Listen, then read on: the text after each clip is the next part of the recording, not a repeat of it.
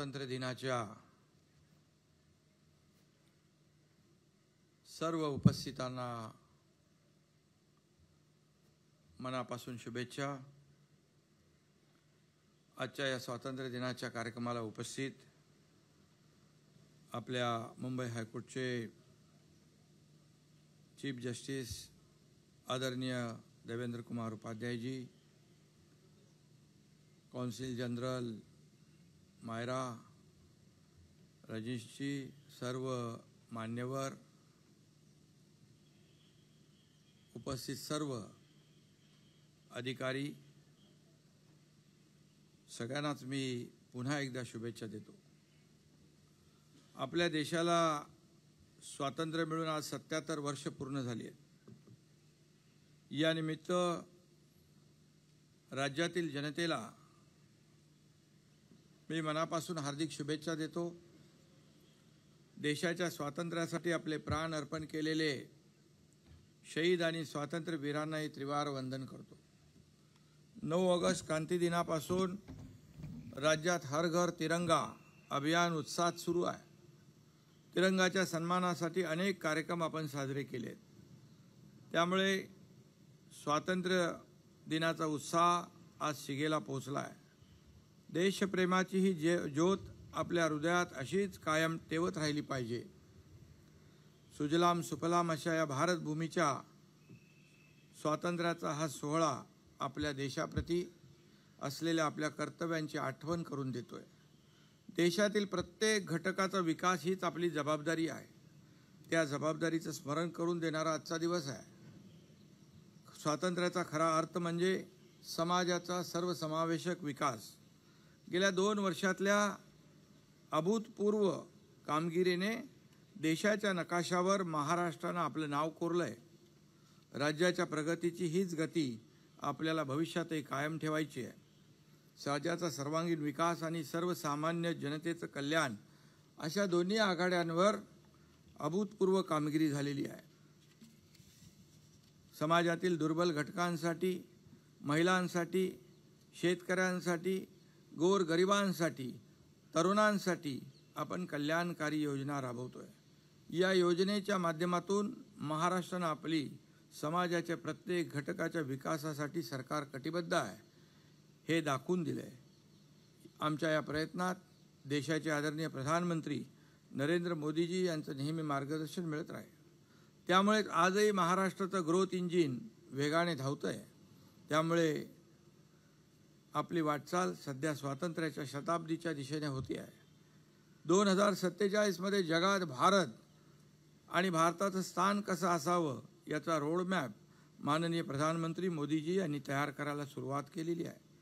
100व्या वर्षी भारत हा जगातील बलाढ्य देश असेल याची मला खात्री आहे। येत्या काही वर्षात देशाची अर्थव्यवस्था $5 ट्रिलियन करण्यासाठी आपण पूर्ण तयारी केली आहे। भारताने जगातली 3री अर्थव्यवस्था होण्याच्या दिशेने आपली आगेकूच सुरू आहे। जेव्हा आपण विकसित भारत असं म्हणतो तेव्हा महाराष्ट्राचं योगदान यात खूप मोठं असणार आहे, हे आपण लक्षात घेतलं पाहिजे। विकसित महाराष्ट्र घडवण्यासाठी आपल्याला तशी धोरणं आखावी लागतील। त्या दृष्टीने आम्ही गेल्या 2 वर्षापासून अनेक महत्त्वाकांक्षी पावलं टाकलेली आहेत। गेल्या सरकारमध्ये महाराष्ट्र देशातल्या राज्यांच्या विकासाच्या क्रमवारीत खाली घसरताना दिसत होता।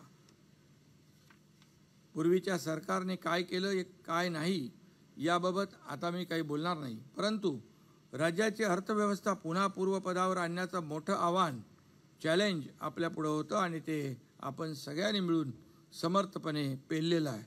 गुंतवणूकदार असोत, उद्योजक आणि सर्व सामान्य लोक असोत, त्यांच्यात आत्मविश्वास जागवण्याचं शिवधनुष्य आपण पेलून दाखवलं।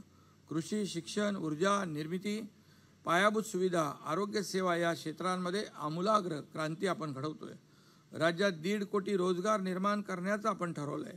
राज्याची सर्वांगीण प्रगती झपाट्याने व्हावी, नवीन अद्ययावत धोरणांची अंमलबजावणी सुरू केली आहे।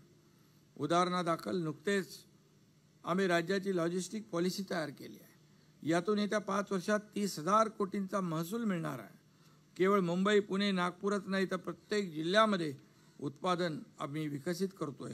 या उत्पादनाला एक जागतिक ओळख मिळावी, जिल्ह्यांची आर्थिक क्षमता वाढावी, त्या जिल्ह्यांचा विकास व्हावा, प्रत्येक जिल्ह्यात उद्योग विकासाला वेग यावा, यासाठी हे आपलं काम सुरू आहे.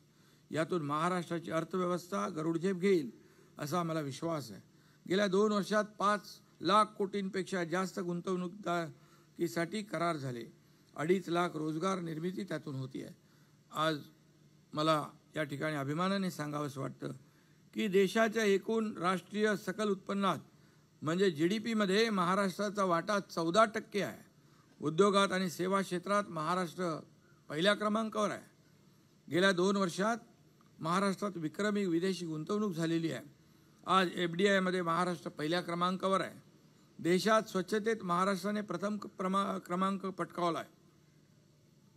विदेशातून येणारे पर्यटक भारतात सर्वप्रथम महाराष्ट्राला पसंती देतात.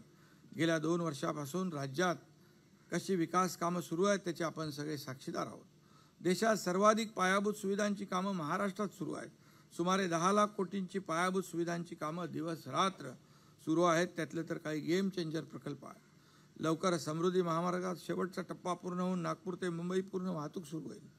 मुंबईतील भुयारी मेट्रोसुद्धा प्रवाशांच्या सेवेत दाखल होईल. विकास म्हणजे काही केवळ रस्ते, पूल, इंडस्ट्री, इन्फ्रास्ट्रक्चर एवढंच नाही.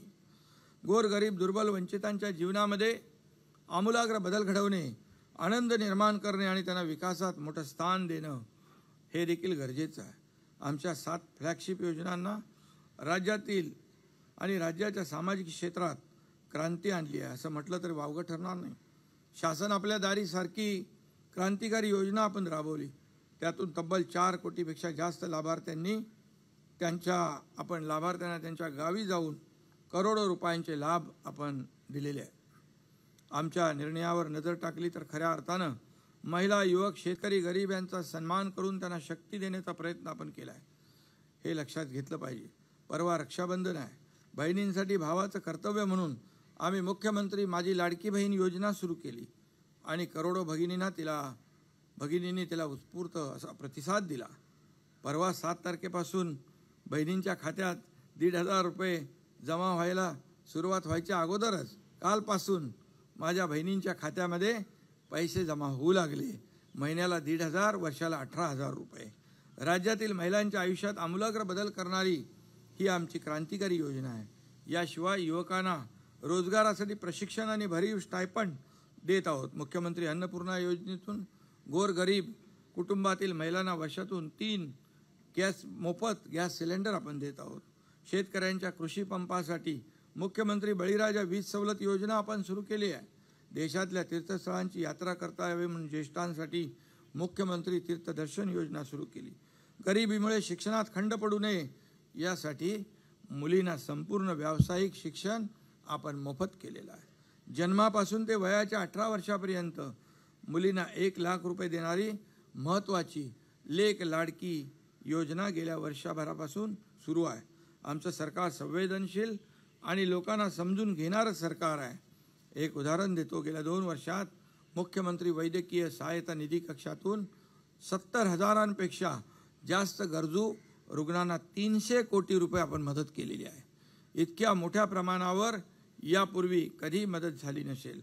निराधारांचं निवृत्ती वेतन, अंगणवाडी आणि आशा सेविका, ग्रामसेवकांचं मानधन, विद्यार्थ्यांची स्कॉलरशिप, अनुसूचित विद्यार्थ्यांचा निर्वाह भत्ता या सगळ्यात आपल्या सरकारने भरीव वाढ केलेली आहे.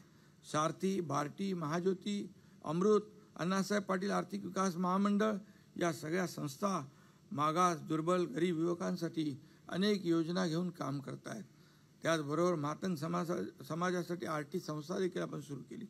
सुरुवातीला राज्यात पाऊस न पडल्यानं जरा चिंता होती, पण आता सगळ्या विभागात सरासरीच्या 100% पाऊस झाल्यानं समाधान आहे. त्यामुळे स्वातंत्र्य दिन उत्साह आपल्या या दिनाचा द्विगुणित झाला आहे, वाढला आहे आणि म्हणून पाऊस चांगला झाल्याने पिकं चांगली येतील. पिण्याच्या पाण्याची पण पुरेशी सोय होईल असा मला विश्वास आहे.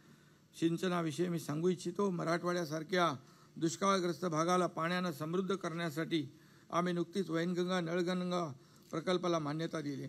4.25 लाख हेक्टर जमीन सिंचित होणार. गेल्या 2 वर्षात आम्ही 1-2 नाही तर तब्बल 1,200 जलसंपदा प्रकल्पांच्या कामांना वेग दिला आहे. गेल्या 2 वर्षात 44,000 कोटींपेक्षा जास्त निधी शेतीसाठी दिला आहे. यात कृषी, सहकार, पणन, पशुसंवर्धन, दुग्ध विकास, अन्न व नागरी पुरवठा असे सगळे विभाग आलेत. गडचिरोलीसारख्या नक्षलग्रस्त भागात देखील नागरिकांना महानगरातल्या नागरिकांप्रमाणे सेवा सुविधा का मिळू नये हा विचार आम्ही केला.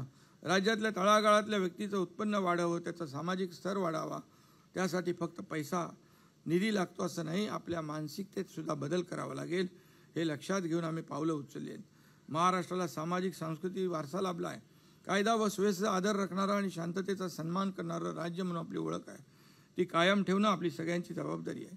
राज्यातल्या नागरिकांच्या जीवनात सुख, समाधान आणि आनंद यावा यासाठी आम्ही प्रयत्न करत राहू आणि असा निर्धार आजच्या स्वातंत्र्य दिनी व्यक्त करतो. राज्याच्या जनतेला पुन्हा एकदा मनापासून शुभेच्छा देतो. धन्यवाद. जय हिंद, जय महाराष्ट्र. देश विदेशातील प्रत्येक घडामोडींचे लाईव्ह अपडेट मिळवण्यासाठी आता साम टीव्हीच्या सर्व सोशल मीडिया प्लॅटफॉर्मला लाईक, फॉलो आणि सबस्क्राईब करा. तसंच सर्व नोटिफिकेशनसाठी बेल आयकॉन प्रेस करायला विसरू नका.